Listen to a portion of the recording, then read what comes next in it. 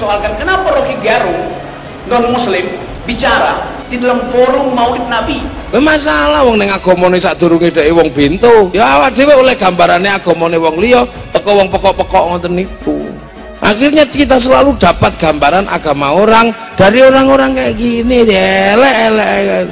Dalil pertama yang saya tahu dan saya kira bagian yang paling penting tadi adalah perintah untuk berjihad.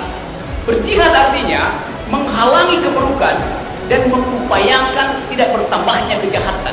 Itu pekerjaan saya. Tidak boleh mengajarkan Quran terjun bebas menurut saya. Memangnya agama menurut kamu enak aja? Nggak boleh agama kok menurut saya. Agama yang menurut Allah dan Rasul. Nggak boleh menurut saya. Kalau menurut saya berarti agama macam-macam, karena setiap orang menurut masing-masing. Bahaya sekali nafsirkan Quran tanpa ilmu, sampai ada ancaman man fassarul Quran bi ra'yihi falyatabawa maq'adahu. Nah, orang yang menafsirkan Quran dengan semaunya sendiri maka sama juga pesan satu tiket di neraka. Nah, di balik itu saya membacanya begini. Jangan-jangan Rocky Gerung ini sedang melakukan dalam tanda petik itu pemurtatan umat. Nah, si Rocky Gerung itu kayaknya gak memotivasi dan memprovokasi ya.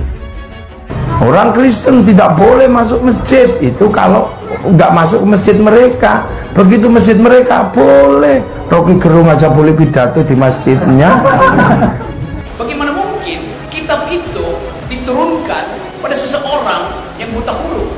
Bagaimana mungkin kitab itu diajarkan dan diterima oleh sepertiga bangsa manusia? Artinya ada sesuatu yang sakral dan ada sesuatu yang masuk akal di dalam uraian-uraian tekstual Quran.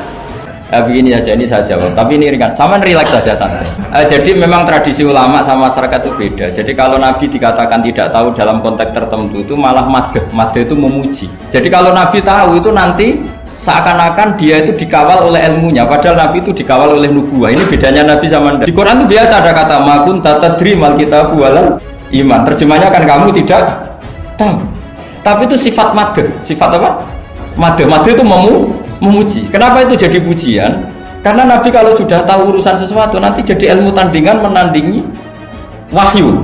Dan memang Quran diturunkan ke wilayah kedunguan ketika masyarakat Arab mengalami penzoliman karena otak tidak dikembangkan.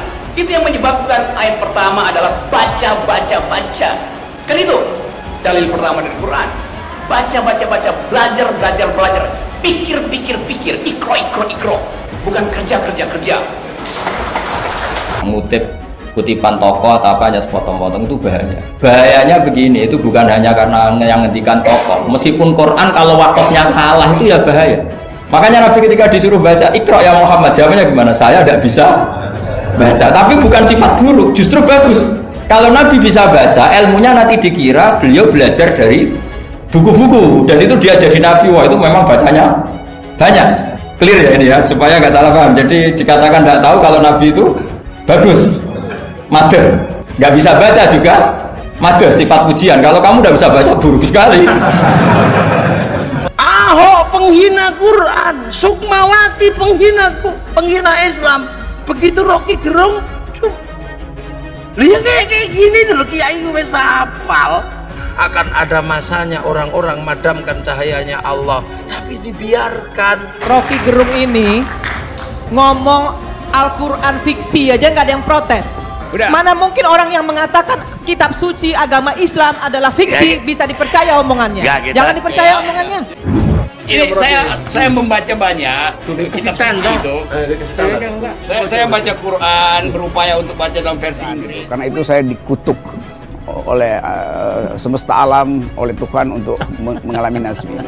Tuh, ada stabilonya, ada positnya, berarti ini kita memang dibaca ini. Baca dong. Pesantren sembilan, saya percaya energi ini akan mempersatukan peradaban politik baru di Indonesia.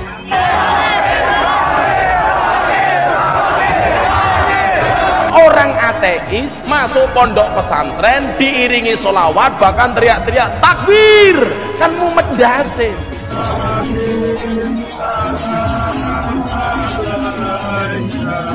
Wih pekok, mendingan di panggung kampus, panggungnya ilmiah yang tidak berbicara agama. Bagi saya itu lumrah. lumrah. Kayak iki agamane apa gitu. Oh, dia nggak percaya dengan Al-Quran, mengatakan kitab suci itu fiksi. Kitab suci fiksi atau bukan? Siapa yang berani jawab? Kalau saya pakai definisi bahwa fiksi itu mengaktifkan imajinasi, kitab suci itu adalah fiksi. Dosen filsafat Universitas Indonesia, Rocky Gerung, dilaporkan ke Polda Metro Jaya karena ucapannya yang menyebutkan kitab suci fiksi. Malaikatnya bingung. Meski mendapatkan undangan, Rocky Gerung enggan mendatangi momen tersebut. Menurut Rocky, selain karena keengganan, namun pada hari yang sama, ia pun sudah terlebih dahulu mendapatkan undangan menghadiri acara umat muslim, yaitu Maulid Nabi Muhammad SAW. Acara Maulid Nabi ini dinilai lebih menarik karena ada dimensi pembahasan sosial kemasyarakatan di acara umat muslim itu. Ketidakhadiran Rocky Gerung terungkap saat menjawab pertanyaan dari Harsubun Arif mengenai ketidakhadiran Ketum Partai Nasdem, Surya Paloh, dan ekonom Rizal Ramli. Rocky Gerung meyakini meski pernikahan tersebut adalah acara keluarga, namun dimensi politiknya sangat kental.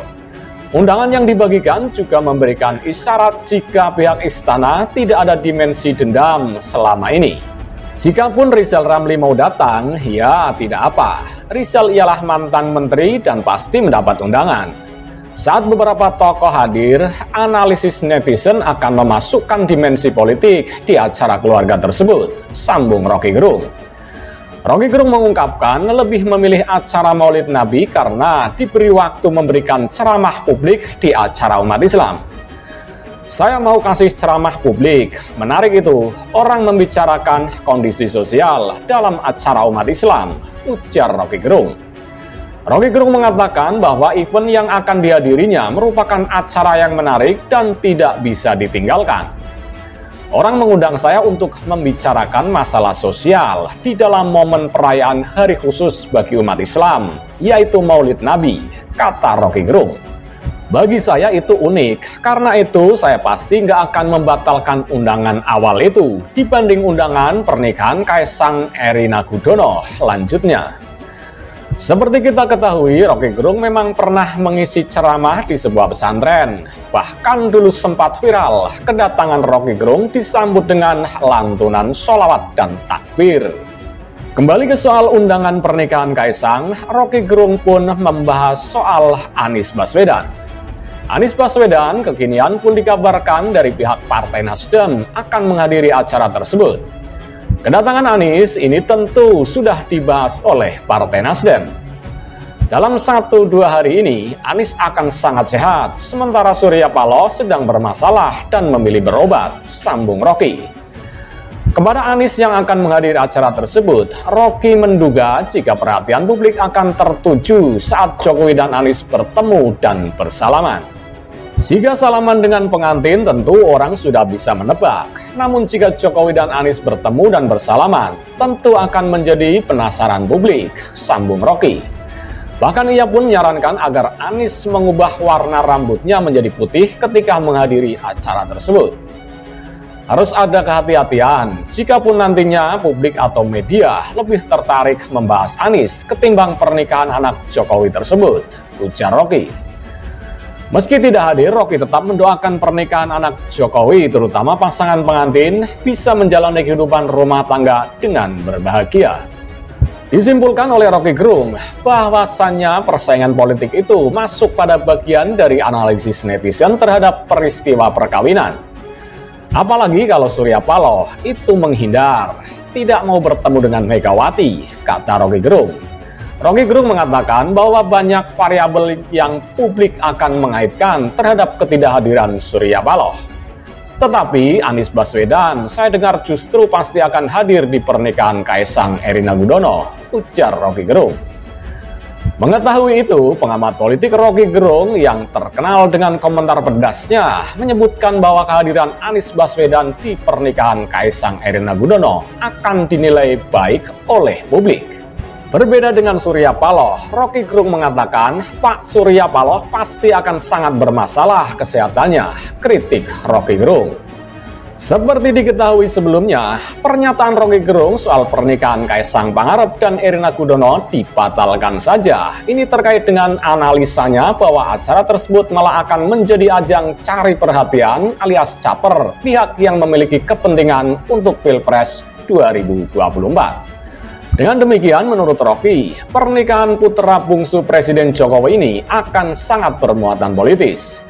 Ia juga mengaitkan hal ini dengan Anies Baswedan yang kerap dihalang-halangi saat melakukan safari politiknya untuk menjadi calon presiden di pemilihan presiden atau Pilpres 2024. Kalau semua kegiatan Anies dianggap kampanye awal karena ingin jadi presiden, mestinya perkawinan Kaisang di Solo dibatalkan. Karena itu akan jadi orang mendekati Presiden Jokowi supaya dapat restu, kata Roky Gerung. Roky lantas memberikan pembelaannya terhadap Anies yang kini getol melakukan safari politik. Menurutnya, tidak masalah apabila Anies menyapa masyarakat sebagai capres ketika sudah tidak memiliki jabatan apapun. Lagi pula, Anies dianggapnya belum tentu maju lantaran belum didukung oleh koalisi partai politik secara resmi. Setiap manusia Indonesia nggak perlu masa kampanye untuk bilang saya ingin jadi presiden kan? Undang-undang kita menjamin keinginan setiap orang memimpin negeri ini harus dihormati, tuturnya. Ia juga menyinggung sejumlah tokoh yang digadang-gadang menjadi capres di Pilpres 2024. Kalau misalkan Anies dilarang, maka sepatutnya tokoh-tokoh lain juga harus ikut dilarang. Kan kita tahu semua peristiwa publik ada dimensi politik. Ganjar kemana-mana juga ingin jadi presiden, kenapa nggak dilarang? Jadi jangan diskriminatif, tutupnya.